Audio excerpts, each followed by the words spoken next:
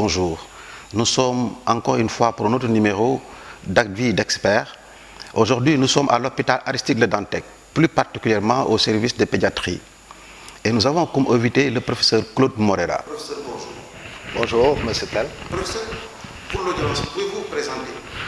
Alors, je suis le docteur Claude Morera et je suis responsable de l'unité d'oncologie pédiatrie du CHU de Dakar à l'hôpital Aristide Le Dantec. Alors, docteur, aujourd'hui, nous allons échanger sur la prise en charge du cancer de l'enfant. Professeur, selon nos enquêtes, la plupart des cancers de l'enfant en moyenne surviennent avant l'âge de 5 ans. Et 80% de ces patients ne bénéficient pas d'une bonne prise en charge. Effectivement, tout d'abord, dire que le cancer existe chez l'enfant est une chose très importante. Le cancer pédiatrique est une réalité et on voit que le cancer pédiatrique ne concerne pas forcément de grands enfants. Il peut concerner des nouveau-nés, des nourrissons, et les études que nous avons faites dans notre unité montrent que l'âge moyen des enfants que nous prenons en charge au niveau du service est de l'ordre de 5-6 ans. Donc c'est un enfant relativement petit, c'est un petit enfant. Professeur, dans la conception populaire, on parle du cancer comme s'il s'agissait d'une seule et même maladie. En vérité, c'est quoi le cancer, professeur? Alors le cancer, il s'agit effectivement de maladies multiples. Parce que tout d'abord, le cancer peut atteindre tous les organes de l'être humain. Mais au point de départ, il y a cette cellule, qui est la cellule cancéreuse, qui est une cellule particulière. Personnellement, je la qualifie de cellule diabolique. Tout simplement parce que cette cellule a réussi, grâce à un certain nombre de transformations au niveau de son génome, à devenir immortelle. La cellule cancéreuse, c'est une cellule qui va se multiplier de façon indéfinie, qui ne va plus accomplir sa fonction de cellule du foie, par exemple, si c'est une cellule du foie, ou de cellule du sang, si c'est une cellule sanguine, qui ne va plus accomplir sa fonction, mais qui va se multiplier de façon indéfinie et qui va finir par envahir l'organe au niveau duquel cette cellule va se développer. Et voilà, cette cellule, elle est diabolique parce qu'elle est immortelle, et l'immortalité ne fait pas partie de la réalité humaine. Ensuite, cette cellule va essayer évidemment de combattre les autres cellules, de s'approprier le corps au niveau duquel elle se développe. Et cela en fait une maladie particulièrement diabolique. Heureusement qu'il y a beaucoup de moyens de se défendre contre ce type de cellules. Tout d'abord au niveau de l'organisme lui-même et aussi évidemment par les moyens médicamenteux dont on dispose. Au Sénégal, professeur, quels sont les différents types de cancers rencontrés? Alors, l'épidémiologie des cancers des enfants est encore relativement mal étudiée dans les pays d'Afrique subsaharienne parce que tout simplement la prise en charge est relativement récente. Donc on connaît très bien l'épidémiologie des cancers dans les pays développés, mais dans les quelques pays où nous avons maintenant suffisamment de recul, on se rend compte qu'en réalité, les cancers des enfants sont les mêmes en termes de fréquence que les cancers qu'on retrouve dans les pays développés, à savoir tout d'abord les cancers du sang, qu'on appelle les leucémies. Ce sont donc principalement les leucémies aiguës et chez l'enfant les leucémies aiguës lymphoblastiques. Ensuite surviennent normalement les cancers du système nerveux central, qui pour le moment ne sont pas très bien représentés dans nos statistiques parce que tout simplement ils sont pris en charge de façon spécifique par nos collègues de la neurochirurgie. Alors dans nos études viennent en seconde position les lymphomes, cancer des ganglions, et en particulier le lymphome de Burkitt. Là par contre on sait que le lymphome de Burkitt connaît une épidémiologie particulière dans certains pays tropicaux, et en particulier en Afrique de part et d'autre de l'équateur, où le lymphome de Burkitt sévit de façon endémique. Donc là, nous avons une fréquence qui est plus élevée que ce qu'on peut retrouver dans les pays européens ou américains. Et après, ce sont les cancers spécifiques d'organes, à savoir le neuroblastome, le néphroblastome, cancer du rein, les hépatoblastomes, cancer du foie, les ostéosarcomes, cancer des os. Donc on voit que tous les organes peuvent être atteints, avec chaque fois une maladie spécifique. Dans le service, quel est le type de cancer que vous rencontrez le plus souvent? Aujourd'hui, ce sont les leucémies. Comme en Europe, alors qu'il y a quelques années, on disait que les leucémies étaient relativement rares en Afrique, mais cela a été certainement dû au fait qu'on ne les diagnostiquait pas suffisamment Et aujourd'hui, grâce à un diagnostic, disons, une recherche plus systématique, on se rend compte que les leucémies sont les cancers les plus fréquents.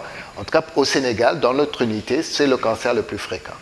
80% de ces patients ne bénéficient pas d'une bonne prise en charge. Cela est dû à quoi, professeur? Oui, absolument. C'est absolument inquiétant vu sur cet angle. Effectivement, pour ne pas parler que du Sénégal, mais c'est valable dans beaucoup d'autres pays d'Afrique subsaharienne, la prise en charge des cancers des enfants atteints de cancer est relativement récente. Dans notre pays, elle remonte à une vingtaine d'années, ce qui est très court dans l'histoire des choses. Donc une vingtaine d'années. Et au Sénégal, il n'y a qu'une seule unité pour la prise en charge des enfants atteints de cancer pour tout le Sénégal. Donc c'est l'unité de l'hôpital Aristide de Dantec. Il y a une deuxième unité qui est en train de se mettre en place à Mbour. Donc son activité commence petit à petit. Elle va certainement être active dans un délai très très court. Donc la seule unité disponible au Sénégal, c'est celle de l'hôpital Aristide de Dantec. Et lorsqu'on voit nos statistiques et les données épidémiologiques attendues au niveau du Sénégal, on se rend compte qu'il y a à peu près un quart seulement des enfants qui arrivent dans l'unité. Alors un chiffre, c'est que en 2017, alors ceux de 2018 ne sont pas encore disponibles, les chiffres de 2018 ne sont pas complètement nettoyés. Pour les chiffres de 2017, nous avons pris en charge environ 230 enfants atteints de cancer dans l'unité, ce qui est un chiffre énorme pour un service d'oncologie pédiatrique. Alors qu'au niveau du Sénégal, si on tient compte des données statistiques internationales, sont attendus environ 800 nouveaux cas de cancer d'enfants pour l'ensemble du Sénégal. Donc une soustraction rapide nous montre qu'il y a environ 600 enfants au Sénégal qui ont un cancer, mais qui n'arrivent pas à des structures spécifiques pour avoir une prise en charge adéquate. Ils ont des traitements. Je ne dis pas qu'ils n'ont pas de traitement, mais ils ne sont pas dans une structure qui leur permet d'avoir un traitement spécifique, un traitement adéquat. Professeur, comment est organisée la prise en charge du cancer de l'enfant dans votre service? La prise en charge des cancers des enfants dans les services pédiatriques du CHU de Dakar, c'est organisé de façon spécifique à partir de 2000, avec tout d'abord la volonté politique de l'équipe de pédiatrie de créer une unité dédiée à la prise en charge des enfants atteints de cancer. Elle s'est faite aussi dans le cadre d'un groupe qui est le groupe franco-africain d'oncologie et pédiatrie. Ce groupe qui réunit aujourd'hui plus de 15 pays d'Afrique subsaharienne et qui est basé à Paris a permis de mettre à la disposition des équipes tout d'abord des protocoles spécifiques de traitement des cancers en général et surtout la disponibilité et la gratuité de beaucoup de médicaments, dont les médicaments de la chimiothérapie.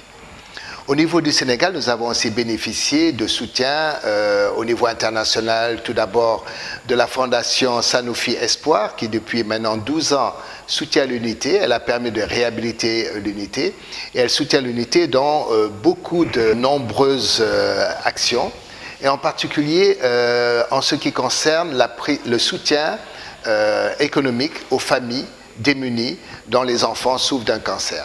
Grâce à ce soutien, on peut aujourd'hui savoir que 11% seulement de familles abandonnent leur traitement, ce qui est un chiffre tout à fait honorable quand on tient compte des autres pays, en particulier des pays en développement.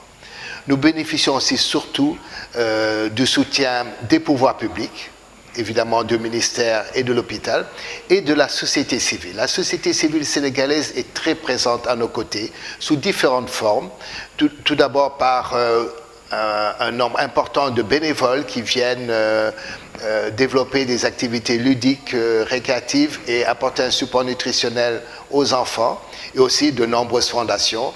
Et parmi elles, je voudrais citer la fondation Anne-Marie Dione, qui depuis maintenant 4-5 ans, je crois 6 ans même, finance la prise en charge chirurgicale des cancers des enfants qui ont besoin d'un acte chirurgical.